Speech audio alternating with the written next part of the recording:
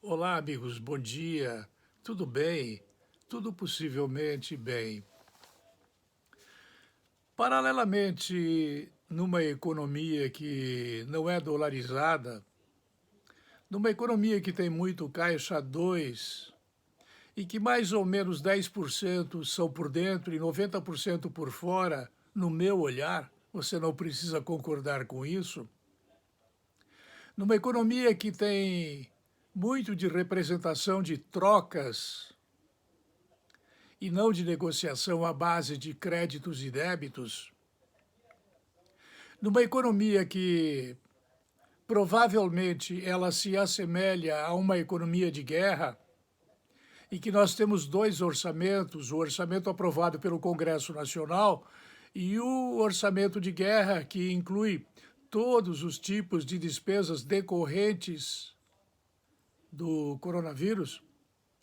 Nós estamos assistindo também agora o aparecimento de um outro tipo de moeda, são as moedas sociais, que estão aparecendo a partir do tipo criativo que o brasileiro é, também quando é para se defender e quando é para esperar a chegada dos recursos que, distribuídos lá em cima pela Caixa Econômica Federal, demoram para chegar aqui embaixo, aonde estão os desempregados, num país que já tem mais desempregados do que empregados.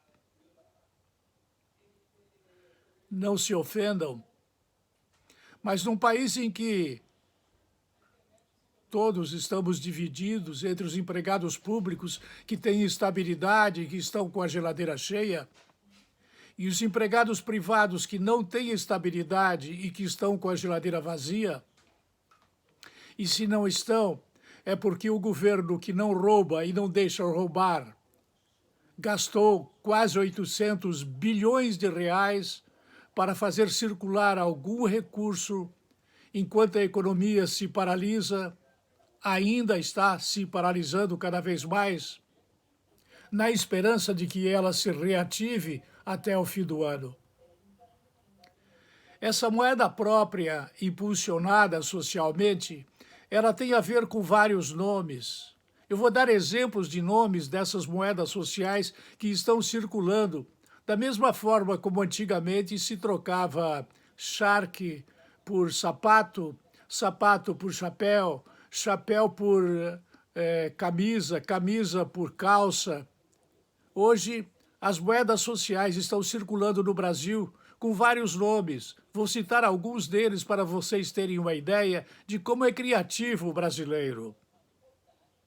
Não é por conta do que o governo federal não fez, não.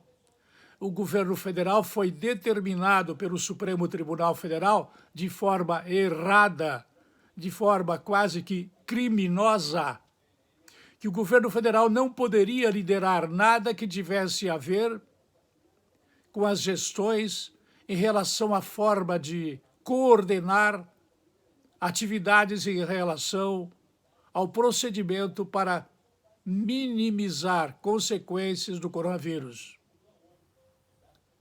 O governo federal foi obrigado apenas a dar recursos a governadores e prefeitos e nada mais poderia fazer, a não ser assistir como mero espectador o que o STF criminosamente mandou fazer. Na troca de presidente do STF, eu espero que esse procedimento se modifique por parte do novo presidente da Corte, STF. Tratava-se, então, de uma situação criminosa de um presidente do STF e não do STF. Então, lá vão os nomes das moedas sociais que estão circulando no Brasil, em muitos guetos, em muitos lugares, em muitos rincões, em muitos pontos distantes, em muitos espaços que, muitas vezes, o único dinheiro que circula é o dinheiro das aposentadorias ou o dinheiro do Bolsa Família. Essas moedas sociais das quais estou falando têm os nomes de Cactus, Banco Comunitário de Irasuba, no Ceará. Castanha, Banco Comunitário de Palhano, no Ceará. Dendê, Banco Comunitário do Dendê, na periferia de Fortaleza. Gostoso, Banco Comunitário de São Miguel do Gostoso, no Rio Grande do Norte. Mambuca, Banco Mumbuca da cidade de Maricá, no Rio de Janeiro. Mumbuca. Palminhas, Banco de Palmas, no Ceará. Sóis, Banco Comunitário de Madalena, no Ceará. Pirambu, Banco Comunitário do Pirambu, no Ceará. Sabiá, Banco Comunitário de Choró, no Ceará. CDD, Banco Comunitário Cidade de Deus, no Rio de Janeiro. Todas essas moedas, elas têm no valor de 50 centavos, 1 castanha, 5 dendês, 5 gostoso, 5 mumbuca,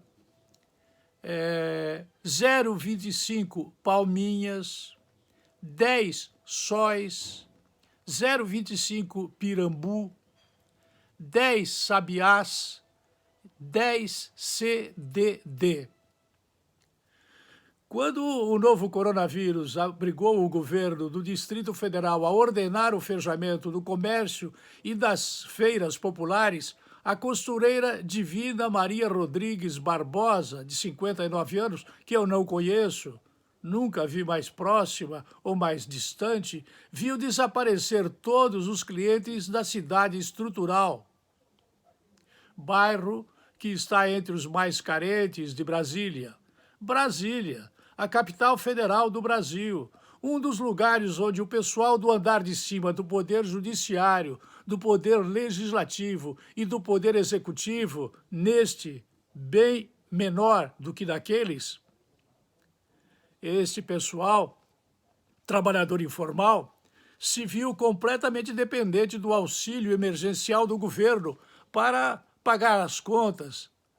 Essa sociedade informal recorreu ao Banco Comunitário da Estrutural para ter apoio financeiro, para produzir máscaras e reforçar a renda durante a pandemia.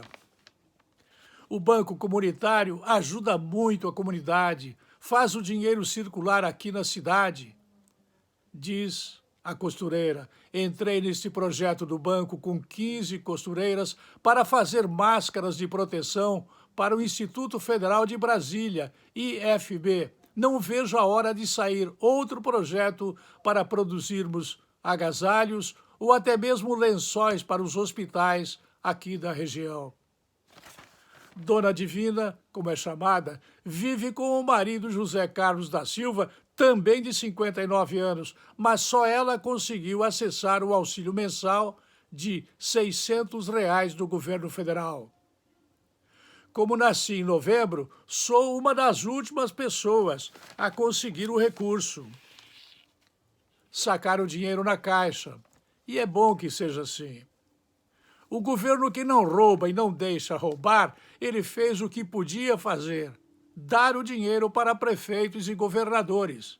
E eles, muitos deles, maioria deles, não todos, mas a maioria, usou o dinheiro para enriquecer e para fazer caixa para as eleições de prefeito e vereadores agora em novembro e para fazer caixa para as eleições de governador, presidente, deputado federal, deputado estadual e senador. É triste que seja assim, mas é assim. O governo que não rouba e não deixa roubar, ele está cuidando para que os R$ 600 eles transitem e cheguem na ponta, aonde é muito difícil, às vezes, o dinheiro circular, a não ser o Bolsa Família ou, talvez, os R$ 600 do auxílio emergencial. Por isso foram criadas essas moedas que impulsionam os locais carentes, como eu citei antes, o cactus, a castanha, o dendê, o gostoso, o mumbuca, o palminhas, os sóis, o pirambu, o sabiá e o CDD. Deve ser interessante alguém chegar no balcão e pedir um trago de cachaça e pagar com uma moedinha, feita quase que desenhadamente com uma nota de 10 sabiás. Sabiá é um passarinho bonito, cantador. Ele alegra o interior. Não há por aqui quem não o conheça. No exterior não se conhece o sabiá. No exterior, até na China, existe o pardal. O pardal eu conheci na China, mas não conheci sabiá. O sabiá é um pássaro que serve para, muitas vezes, prever a chuva, para avisar que o sol está nascendo, para avisar que o sol está caindo. É interessante a sabedoria popular. Bancos sociais viraram apoio para informais na pandemia e até mesmo fazer circular dinheiro próprio por 90 municípios em 22 estados. Eu fiz esta observação de uma forma rápida, sintética até, para você poder formar a sua opinião sobre a realidade da criatividade do brasileiro durante um momento de tristeza, num estado que não é de guerra, mas é como se fosse um estado de guerra. Maioria de nós todos, da minha geração, nasceu em 45. 45 foi o ano em que a guerra mundial, a Segunda Grande Guerra, ela terminou com a vitória dos aliados.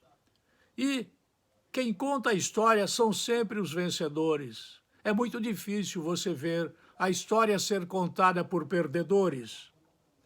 Mas eu diria que no momento, quando nós estamos vivendo uma espécie de pandemia que chega provavelmente até o fim do ano, se tudo der certo, as pessoas continuarão morrendo ainda, mas a imprensa deixará de dar tanto destaque, tanto destaque, tanto destaque, que dá a impressão que a imprensa vive do destaque que dá ao número de mortos. O presidente da República, que faz a chefia de um governo que não rouba e não deixa roubar, eu gostaria que tivesse outros candidatos, outros líderes políticos que pensassem como o presidente, que não rouba e não deixa roubar no governo. Nesse momento, eu faço questão de ressaltar, para finalizar este observar, que é muito meu, é muito próprio, é muito pessoal. As pessoas criam moedas sociais sem desobedecer nenhuma lei.